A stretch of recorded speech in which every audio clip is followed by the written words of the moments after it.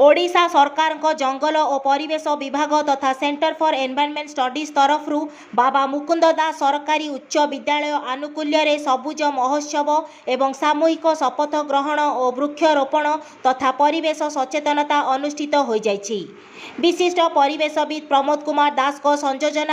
विद्यालयर समस्त छात्र छात्री मानकु प्राकृतिक परिवेशर सुरक्षा, वर्ज्यवस्तुर ह्रास, पुनर्व्यवहार, परिवेश परिच्छन्नता, प्लास्टिक व्यवहार ह्रास, वृक्षरोपण, जल और शक्ति संरक्षण सह सबुज जीवन शैली को आपणैबार शपथ कार्यक्रम करा जायतिला।